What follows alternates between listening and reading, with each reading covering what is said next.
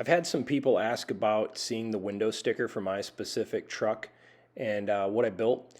So as you can see the different options, I specifically did not want the cab lights and I did not want the sunroof. I've had issues with sunroofs, specifically the panoramic ones in the past, and I didn't want to pay the money to have an option that might provide issues down the road. Plus you get a little more headroom in the truck and a little quieter, a little more payload capacity.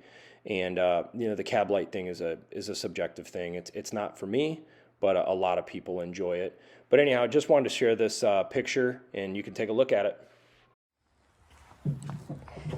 Well, the dealer got it done. Truck looks good. This is the kind of service you get from Josh at Bob Maxxey.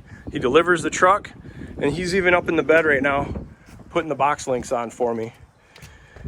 Like I said in the other video, we went with the Line X just because we were worried about the factory Ford liner holding up the builds. One thing Josh and I just noticed a few minutes ago, this is a pretty neat little Easter egg. Shows how many cubic yards you can hold in the 6-foot tin box. Pretty neat. Truck looks awesome. These guys detailed it, filled it up, got it all ready to go. So some good news is trucks are rolling in. Look at this beaut. Lariat with the steps. I think this is the non-ultimate package I was checking out. This looks really good. Sweet ride. Looks like you got the got the spray and bed liner. Very nice. No fifth wheel prep. Cool. But I did notice something I wanted to show on all these videos. This is a 2.5-inch hitch. No insert. Here's another 350, 2.5-inch hitch. Go to another one. Here's another Tremor just like mine. No spray-in, factory fifth wheel, 2.5-inch hitch. Pretty sure this one is it is an ultimate package. Standard running boards. Got the chrome, looking good. Another nice look at it. Obviously that one's got to get prepped too. High output diesel. Then here it looks like I don't know if it's a 6.8 or a 7.3 truck. No, it's 7.3. The XL STXs look really sharp for this year. But look, 2.5-inch. So I'm sure some people probably won't like that. For me, not a big deal. I mean, 2.5-inch hitch will probably manage any sort of 15,000 pound or 18,000 pound bumper tow rating. But I do want to show you guys if they still have it in stock. Yep, they do. They got an F-450 here. And this F-450 does have the 3-inch hitch. So from what I understand, it looks like it's only on dual rear wheels for 2023. Yep, and then see how it comes with the 2.5-inch reducer. What's cool though, at least on the 3-inch, they give the new safety hook loops and for the emergency breakaway. So good upgrades.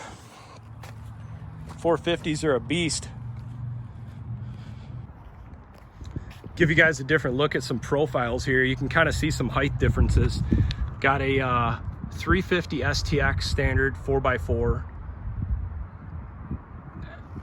Got the F-150 in between, and look at the Tremor right next to it. I mean, it's pretty much, it's a pretty large increase in height up front versus the standard F-250 or F-350. I mean, here's another look. You can definitely see it right here. It looks, I don't know, it looks like it's probably 2 inches taller, I'm guessing, if you look at the hood. This is both F-350 versus F-350.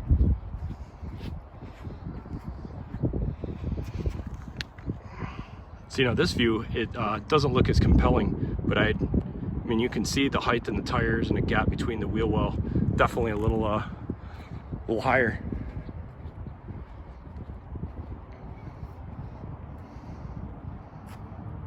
Sharp truck. Someone's gonna be excited about that beast. White looks good. Got the cab lights. So I went into the manual on the screen for the new Super Duty, and I just wanted to share something's different that I noticed from my 2020 F-350 diesel. What's kind of cool is they're giving you 3 different scenarios of your use on the truck around oil change intervals. I don't think the last gen went up to 15,000 miles. I'll still probably do into 7,500 to 10,000 miles.